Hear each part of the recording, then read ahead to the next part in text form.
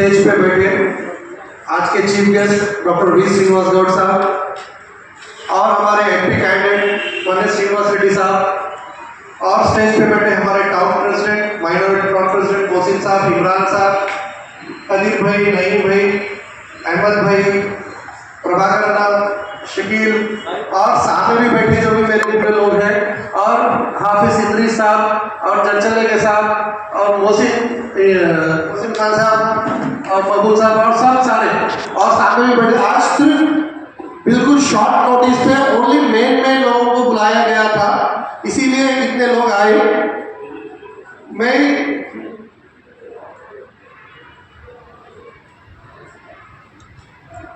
मैं आप लोगों से ये कहना चाह रहा हूँ, फर्स्ट पॉइंट ये है कि मुसलमानों का मुद्दा कांग्रेस पार्टी नहीं, मुसलमान बीआरएस में भी है और दानिशवर मुसलमान, अच्छे मुसलमान जो तेलंगाना के बारे में सोच रहे हैं, जो इंडिया के बारे में सोच रहे हैं, वो लोग बीआरएस पार्टी के लिए काम कर रहे हैं। कांग्रेस पार्टी कोई वो नहीं है। कांग्रेस पार्टी क्या करी हमारे को पहले बोलो। आज शेरवानी के अंदर जो परेशानी आ गई, कांग्रेस ही जिम्मेदार है। इंडिपेंडेंस के वक्त मुसलमानों की फाइनेंशियल हालत क्या थी, आज क्या है। 2004 में जब यूपीए गवर्नमेंट बनी तो सच्चर कमेटी की रिपोर्ट डाले, डॉक्टर जस्टिस सच्चर को कमीशन डाले और बनाए, तो वहां पर जस्टिस सच्चर जो रिपोर्ट दी है ये दिए कि मुसलमानों की हालत दलितों से बदतर है। ये फैक्ट है या नहीं है? आप लोगों को सबको मालूम है, मालूम है ना। मैं ये इसीलिए बोल रहा हूँ कि ग्रुप डिस्कशन हुआ, महिलाओं में डिस्कशन हुआ, बड़े लोगों के पास डिस्कशन हुआ, कहीं भी डिस्कशन हुआ, तो कांग्रेस के बारे में बोलना यही बोलना कि हमारी परेशानी की जो जिम्मेदार है कांग्रेस ही है, कुछ नहीं करी कांग्रेस। एक छोटा एग्जाम्पल बोलता हूँ मैं। 2014 तेलंगाना आने से पहले पूरे आंध्र प्रदेश में कितने माइनॉरिटी हॉस्टल्स थे? बोलो, आप लोग बोलो, किसी को मालूम कितने हॉस्टल्स थे? 12, ओनली 12 माइनॉरिटी रेजिडेंशियल हॉस्टल्स थे। तेलंगाना आने के बाद, केसीआर साहब आने के बाद, एक सेक्युलर गवर्नमेंट आने के बाद यहाँ पर मुसलमानों को कुछ करना, यहाँ के लोगों को कुछ करना, तो एजुकेशन देना, इनको इन लोगों को एजुकेशन देना बोल के आज तेलंगाना में डिग्रीज के कितने रेजिडेंशियल स्कूल्स हैं? आप लोग बोलो। 204 स्कूल्स, रेजिडेंशियल स्कूल्स पूरे तेलंगाना में है। जब एक स्टूडेंट को 20,000 खर्च करते थे, 30,000, आज एक स्टूडेंट के 1,20,000 जो बजट है गवर्नमेंट का, जो बजट था, जब सिर्फ 12 स्कूल थे और एक स्टूडेंट पे 20,000 खर्चा करते थे, 20,000 से 30,000 तक खर्चा करते थे। आज 204 स्कूल्स है, रेजिडेंशियल स्कूल्स तेलंगाना में, और एक स्टूडेंट के ऊपर, उनके खाने के ऊपर, पीने के ऊपर, स्कूल ड्रेस से लेके बुक से लेके, शूज से लेके, हर चीज से लेके 204 स्टूडेंट्स पे, एक स्टूडेंट पे 1,20,000 रुपए गवर्नमेंट जो है, तेलंगाना गवर्नमेंट, केसीआर साहब की गवर्नमेंट खर्चा करी। ये फैक्ट नहीं है? 1 लाख ऊपर स्टूडेंट्स, 1 लाख से ज्यादा स्टूडेंट्स पढ़ रहे 204 स्कूल्स में। ये फैक्ट नहीं है? हमारे मुसलमानों को महीने में जाने में, हमारे को महीने में फिरने में, हमारे लोगों में बात करने में क्या शर्म की बात है? कांग्रेस पार्टी को काउंटर करने में क्या प्रॉब्लम हो रहा? कांग्रेस पार्टी कुछ नहीं करी। आज जो बीजेपी पार्टी, या सिर्फ अपने लोगों है, मैं थोड़ी एक बात बोलना चाह रहा हूँ। आज जो इशू पे बीजेपी पार्टी वोट पूछ रही, 1992 में किसकी गवर्नमेंट थी? कौन जिम्मेदार है? बोलो, सोचो, कौन जिम्मेदार थी? 1992 का जो इशू हुआ, कौन जिम्मेदार थी? कांग्रेस पार्टी जिम्मेदार थी। कांग्रेस पार्टी की गवर्नमेंट, पीवी नरसिम्हा राव की गवर्नमेंट थी। मुसलमान पूरे वोट डाल के जिताए थे। उसके बाद क्या हुआ? और इंडिया में आज तक, पूरे इंडिया में ज्यादा से ज्यादा 50,000 से ज्यादा दंगे हुए, फसादात हुए। दंगे फसादात में कौन मारे गए? ज्यादा से ज्यादा मुसलमान मारे गए। और कौन जिम्मेदार है इसका? कांग्रेस पार्टी जिम्मेदार है इसकी। बहुत बड़ी सेक्युलर पार्टी अपने नाम को कहती है, लेकिन क्या हुआ? आज तक अभी बाजू कर्नाटक की गवर्नमेंट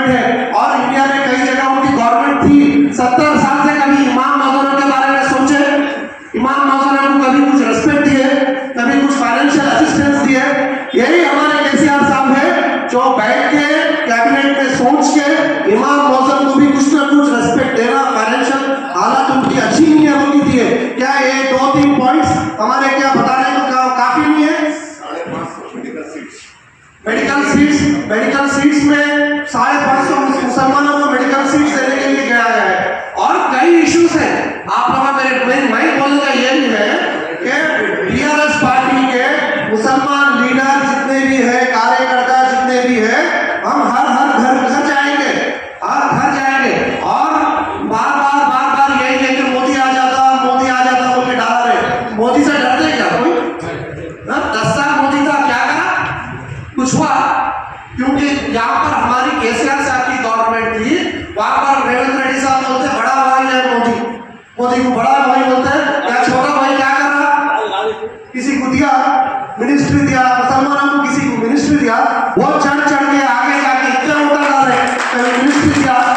कभी सुने कांग्रेस की गवर्नमेंट हो और कोई मुसलमान मिनिस्टर ना हो? और यहाँ के थोड़े लोग बोल रहे हैं कि हम लोग जो है पॉलिसी फ्रेम कर रहे हैं, अभी ये 100 डेज में इम्प्लीमेंटेशन कहीं नहीं हुआ बोले तो पॉलिसी फ्रेम कर रहे हैं। अरे भाई, जब पॉलिसी फ्रेम कर रहे थे तो एक मुसलमान आदमी को कैबिनेट में रखना था, मुसलमानों के इश्यूज डिस्कस करना था, मुसलमानों के लिए भी पॉलिसी फ्रेम करना था। तो जो बचपन से जो कांग्रेस गवर्नमेंट जो फाउंडेशन डाल रही, फाइनेंशियल फाउंडेशन में दो, स्कीम्स का फाउंडेशन में दो, मुसलमानों को क्या दी? खाली धोखा मिला, कुछ नहीं मिला। आज भी जो कैंडिडेट है खाली मुसलमान के वोटा बना, लेकिन मुसलमानों ने मुझे बोल रहा हूँ, जैसा कि मुसलमानों में जो दूसरा एक बेचैनी है एनआरसी और सीएए को लेकर। हमारी स्टेट गवर्नमेंट, केसीआर साहब की गवर्नमेंट कैबिनेट में और असेंबली में बिल पास कर रही कि सीएए और एनआरसी तेलंगाना में हम लोग लागू नहीं करेंगे। पास करी नहीं करी, बिल पास करी नहीं करी, तो हमारा स्टैंड बिल्कुल क्लियर है। और एक इशू है कि टीआरएस गवर्नमेंट, टीआरएस के जो एमपीस है वो पार्लियामेंट में जब बिल पास हो रहा था ट्रिपल तलाक के ऊपर, है ना, ये इशू बोल रहे डिस्कशन में, पब्लिक में है नहीं है। कांग्रेस वाले यही बोल रहे हैं कि ट्रिपल तलाक जो है, जब इशू बिल पास हो रहा था, हमारे टीआरएस के एमपीस जो है वॉकआउट कर दिए और सपोर्ट नहीं कर। मैं उसको ये काउंटर देना चाह रहा हूँ, मैं ये बोलना चाह रहा हूँ, आंध्रा में जगनमोहन रेड्डी की गवर्नमेंट आई, 25 में से 22 एमपी जीते वो लोग। क्या बोले जीते? हम लोग आंध्रा को स्पेशल स्टेटस लाते बोल के जीते। लाए क्यों नहीं लाए? जगनमोहन रेड्डी साहब जीतने के 15 दिन के बाद ही वहां पर बोल दिए कि बीजेपी को एब्सोल्यूट मेजॉरिटी है, ब्रूट मेजॉरिटी है, वहां पर हमारे जो बिल्स हैं वो पास नहीं हो सकते क्योंकि ये टर्म में पॉसिबल नहीं है बोल के बोले। अगर तेलंगाना की जो एमपीस है, केसीआर साहब है, अगर सेंट्रल में जो बिल पास हो रहा था पार्लियामेंट में, अगर हमारे वोट करने से अगर वो बिल गिरता, वो बिल रिजेक्ट होता, तो इंशाल्लाह मेरे को पूरी उम्मीद थी कि केसीआर साहब बोलते थे एमपीस को कि उसके अगेंस्ट में वोट डालो, ट्रिपल तलाक के अगेंस्ट में वोट डालो, लेकिन वहां पर ऐसी हालत नहीं थी। बीजेपी की एब्सोल्यूट मेजॉरिटी थी, ब्रूट मेजॉरिटी थी। वो लोग जो है टीआरएस वाले आओ या मत आओ, दूसरे पार्टी आओ या मत आओ, वो लोगों को साथ में नहीं लेके वो लोग वन साइडेड डिसीजन करें, हम कुछ भी नहीं कर सके सर। लेकिन आज के हालात ऐसे हैं, मैं यह महसूस कर रहा हूं कि यहाँ पर हम गवर्नमेंट आने वाली है, ना बीजेपी गवर्नमेंट फॉर्म करने वाली है, ना कांग्रेस फॉर्म करने वाली है। यहाँ पर रीजनल पार्टीज डोमिनेट करेंगे।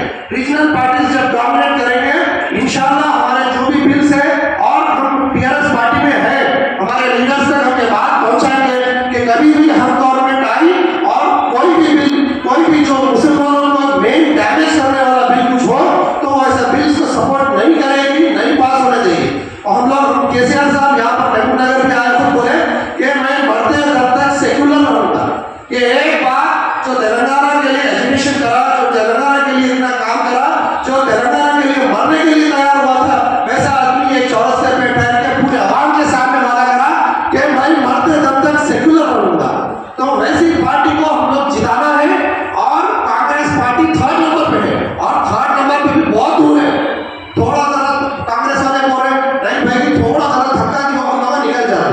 अरे कैसे निकलते बाबा, कैसा आते? बहुत दूर है, कोई भी नहीं कर रहा हो।